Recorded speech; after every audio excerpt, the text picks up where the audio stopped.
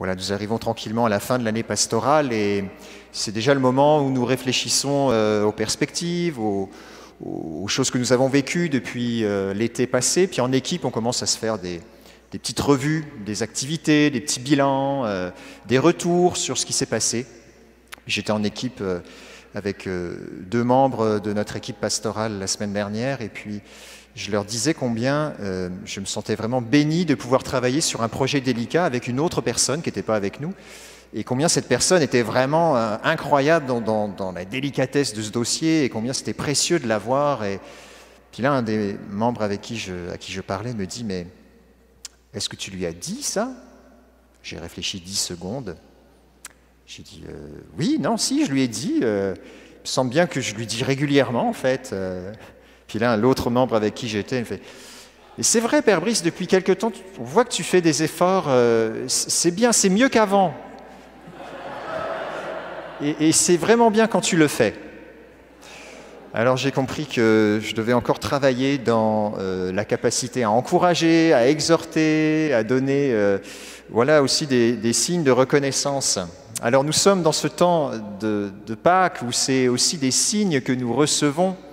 Alors nous les recevons de Dieu, mais nous pouvons les recevoir de Dieu par nos frères et sœurs. Et ces signes nous sont donnés, dit saint Luc, pour que nous croyions. Des signes pour que notre foi grandisse.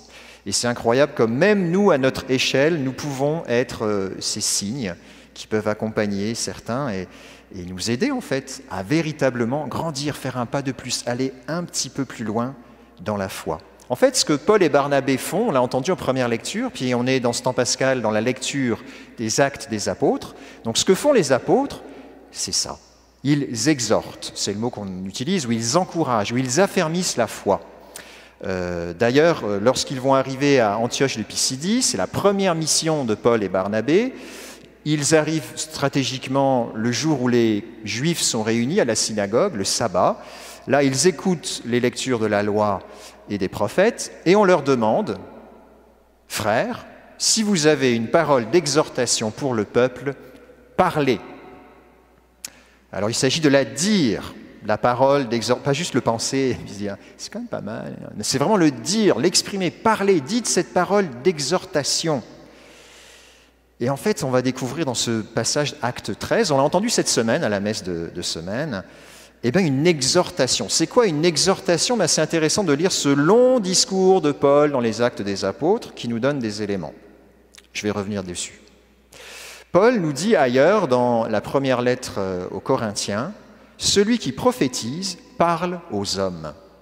Il édifie, il exhorte et réconforte. » Donc le prophète, nous on imagine qu'il va avoir des paroles de connaissance, de science, qui vont peut-être nous dire ce qui va se passer demain. En fait, Paul nous dit, celui qui prophétise, qu'est-ce qu'il fait ? Il parle aux hommes déjà. Donc il n'est pas dans un chant en langue en train de parler à Dieu seulement, non, il parle aux hommes, il leur dit. Il édifie, exhorte et il réconforte. Autrement dit, il aide la personne à accueillir les signes de Dieu dans sa vie, à l'équiper à travers son exhortation, à travers ses mots, à équiper cette personne pour être à même de vivre le lendemain, pour être à même d'aller un peu plus loin. Dans l'équipe avec Paul, il y en a un qui s'appelle Barnabé.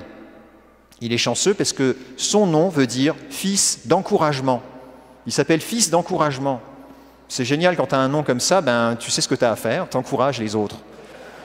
Quand tu t'appelles Innocent, Bienvenu, c'est aussi évident, Modeste, c'est évident. Nous, on a des noms, on ne sait plus trop ce qu'ils veulent dire. Barnabé, fils d'encouragement, il n'a qu'à faire ce que son nom dit. Alors, on a tous été déjà touchés par des exhortations. Je vous montre une image. Voilà, merci. Ce n'était pas une exhortation religieuse, j'en conviens. Mais on a sûrement vu ce film Braveheart et on a entendu ce grand leader qui était devant, ces guerriers qui les a harangués, exhortés à donner leur vie pour la gloire et au moins pour aller jusqu'au bout et avoir cette satisfaction d'avoir lutté jusqu'au bout pour une noble cause. Puis c'est vrai que ça nous transporte.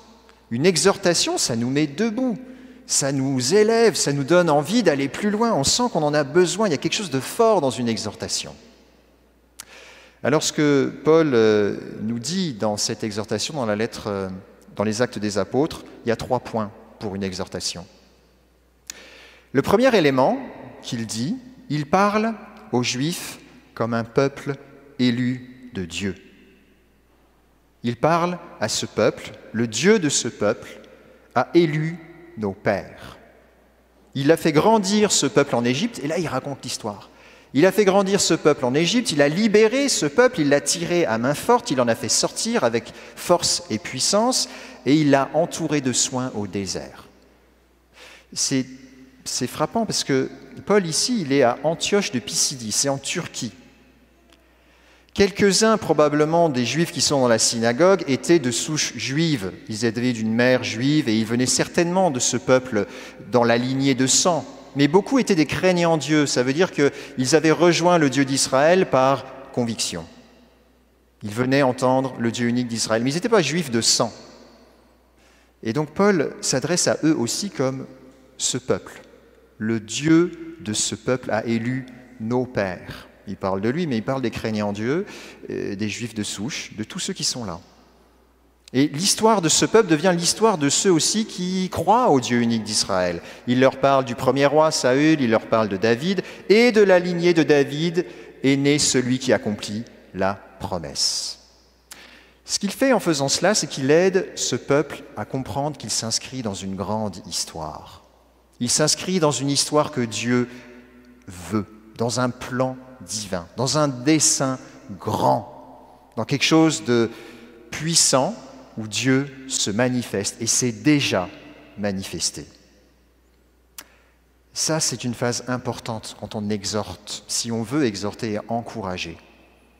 Il faut déjà partir de là où nous en sommes et nous devons reconnaître que souvent là où nous en sommes, nous sommes blessés dans notre compréhension de nous-mêmes, nous sommes abîmés dans notre estime de nous-mêmes. En Église, on est assez abîmés. Ça dépend des pays. Au Québec, on l'est encore plus. Parce qu'on voit tous les scandales, les abus, les blessures, le pape vient, et puis évidemment, ça rouvre des choses difficiles qui font partie de cette histoire et qu'il faut être capable de regarder. Mais il y a aussi tout un aspect qu'il faut aussi regarder, car ça en fait partie. Il y a un aspect noble, un aspect héroïque. Combien de saints bienheureux, vénérables au Québec? Il y en a au moins une trentaine ou une quarantaine. Mais Québécois, là. Bon, il y avait quelques Français au début, mais on leur pardonne. Après, c'est devenu des Québécois. Si vous demandez à Père Kevin, il vous dira qu'aux États-Unis, il y en a 2 ou 3 et on les cherche. Dans ce grand pays, nous, on est une petite province, bon, grande, mais petite province. Combien de saints, de saintes bienheureuses, bienheureux, qui ont manifesté de l'héroïcité pour le Seigneur. Ça, c'est notre histoire.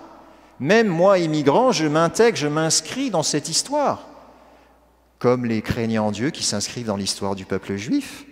Combien de miracles au sanctuaire de Sainte-Anne, on est tous fiers de ce lieu.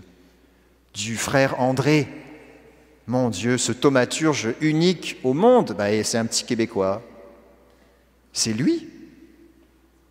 Nous avons de quoi être fiers, en fait, de notre histoire et d'y voir la présence de Dieu. Et cette foi et cette histoire, et l'histoire rocambolesque qu'on connaît de cette nation, de notre nation, a créé que ce peuple est hospitalier. Nous sommes hospitaliers, il faut le reconnaître. Nous avons un génie dans l'inventivité et nous avons une résilience comme pas deux, parce qu'avec tout ce qu'on s'est pris, enfin vous surtout, moi moins, mais je m'intègre dans cette culture et dans ces valeurs. Et ça, c'est notre histoire, c'est qui nous sommes. Et il est bon de se le dire et de l'accueillir. Alors on passe au deuxième aspect. Parce que, évidemment, cette histoire, elle est blessée, comme je le disais, elle est abîmée. Eh bien, Paul, ce qu'il fait pour ce peuple juif, parce qu'il leur dit la vérité, les habitants de Jérusalem et leurs chefs ont crucifié Jésus. C'était des Juifs. Ils ont crucifié le Christ. Ils l'ont condamné à mort, Pilate l'a crucifié, il a été suspendu au gibet, et il annonce la suite. Le 3e jour, il est ressuscité, Dieu l'a ressuscité, il est apparu, il nous est apparu, et nous en sommes témoins. C'est le kérygme, donc la proclamation. Ce que Paul fait là, il est en train d'annoncer la bonne nouvelle dans l'histoire de ce peuple. dans l'estime de ce peuple plus ou moins valorisé et valorisante. Paul dit, nous vous annonçons cette bonne nouvelle, la promesse faite à nos pères. Dieu l'a pleinement accomplie pour nous, leurs enfants, en ressuscitant Jésus. Comme il est écrit au psaume, tu es mon fils, moi aujourd'hui je t'ai engendré. Moi aujourd'hui je t'ai engendré. L'exhortation va jusqu'à proclamer la nouveauté de l'aujourd'hui. Il y a un aujourd'hui. Oui, il y a un passé glorieux, parfois moins glorieux, ombre et lumière, mais il y a un aujourd'hui. Dieu est là. Il a dit au Christ, tu es mon fils, moi aujourd'hui je t'ai engendré. Et nous nous appuyons sur cette parole pour accueillir cette nouveauté. Combien nous avons pu voir en fait dans la suite de cette proclamation, si vous lisez Acte 13, il y a de nombreuses conversions. Parce qu'il y a une nouveauté qui est accordée à l'histoire blessée du peuple juif. Il y a une nouveauté qui est accordée en Jésus. Il y a un aujourd'hui. Mais il faut l'accueillir cet aujourd'hui. L'antienne de la messe d'aujourd'hui, le psaume d'ouverture, disait « Chantez un chant nouveau ». Nous sommes invités à chanter un chant nouveau parce que aujourd'hui, le Christ est engendré. Voici, on entend dans l'Apocalypse, que je fais toutes choses nouvelles. Voilà ce que nous dit Jésus, je fais toutes choses nouvelles. Et il nous disait dans l'Évangile, je vous donne un commandement nouveau. Nouveau, ça ne veut pas dire un de plus, encore un de plus. Non, non, il nous dit, je vous donne quelque chose qui vient juste de naître pour ce temps. Quelque chose de fondamentalement neuf, quelque chose qui est pour maintenant. Bien, nous avons besoin d'accueillir nous aussi cette proclamation dans notre histoire. La venue du Saint-Père est une belle occasion de pouvoir accueillir le neuf de Dieu, la rédemption dans les blessures qui ont pu être commises. Trop souvent, on va dire c'est la faute de eux, puis c'est la faute de eux, ou ça ne me concerne pas, c'est pas mon histoire, c'était avant, je ne suis pas responsable. Ok, mais je m'inscris quand même dedans, c'est pas moi qui ai commis personnellement les choses, mais je m'inscris dans cette histoire. Je l'accueille. Et en fait, la blessure et la souffrance, comme elle l'a été pour la mort du Christ, est l'occasion d'une grâce divine, d'une nouveauté, d'une intervention de Dieu. Et je pense que c'est ça que le Saint-Père vient nous aider à vivre, ensemble. Ce n'est pas lui qui vient donner la solution, il vient prier avec, il vient en pèlerin avec toutes celles et ceux qui ont besoin d'être entendus parmi nos frères et sœurs des Premières Nations. Il y a un aujourd'hui et donc une nouveauté. L'exhortation suppose ça, d'accueillir la grâce maintenant. Troisième étape de Paul, en fait, ce n'est pas dans son discours, c'est des mois après, c'est la première lecture qu'on vient d'entendre. Paul est parti plusieurs mois en fait. Il a quitté Antioche parce qu'en fait, l'exhortation s'est bien finie en partie. Parce qu'après, il s'est fait chasser, les autres juifs n'étaient pas contents, mais il y en a qui se sont convertis au Christ, quelques-uns. Alors Paul est allé plus loin. Il est allé à Iconium, Lystre, Derbé, et après il est revenu, certainement plusieurs mois après. Il est repassé par là où il est passé une première fois. Et là, nous disent les Actes des Apôtres, il affermissait le courage des disciples, il les exhortait à persévérer dans la foi, il continue. Et alors, on pense qu'il n'a pas dit que ça, mais ce que nous dit l'Écriture, voilà ce qu'il leur dit, « Il nous faut passer par bien des épreuves pour entrer dans le royaume de Dieu. » Bon, ben c'est ça qu'il annonce, quoi. Les amis, principe de réalité, ça ne va pas être facile. Il est réaliste. Il n'est pas en train de leur dire « tout va bien aller ». Ça vous rappelle quelque chose? Il est en train de nous dire, il va falloir, les amis, se retrousser les manches et puis ça va être tough. Parce que pour passer par le royaume de Dieu, il y a bien des épreuves qui vont survenir. Mais ce qu'il nous ajoute, c'est le Seigneur est là avec vous. La proclamation kérigmatique nous dit qu'il y a un aujourd'hui de la grâce de Dieu et que même si on a commis des erreurs ou nos pères ont fait des erreurs, il y a une grâce de Dieu pour guérir. Il y a une grâce de Dieu pour entrer dans un nouveau dessein divin. Nous restons un peuple choisi de Dieu, même dans nos erreurs. C'est mystérieux, mais c'est la puissance de Dieu. C'est ça l'exhortation qui nous fait grandir dans la foi. Accueillir toute notre histoire et sa noblesse, accueillir le message de la bonne nouvelle parce qu'il y a aussi des ombres dans cette histoire et véritablement accepter la réalité, les difficultés, les choses pas simples que nous allons rencontrer. Alors Seigneur, nous te demandons la grâce d'être tous des Barnabés, masculins et féminins, pour pouvoir véritablement accueillir ces dons que tu nous fais pour exhorter, pour encourager, pour consoler, pour édifier. Nous avons tous besoin, Seigneur, d'être édifiés dans la foi. Nous ne savons pas de quoi sera fait demain, mais nous avons besoin de prophètes pour aujourd'hui nous encourager à accueillir, nous préparer, parce que tu nous donnes tout ce dont nous avons besoin et tu ne nous abandonnes jamais. Tu es mon fils, moi, aujourd'hui, je t'ai engendré.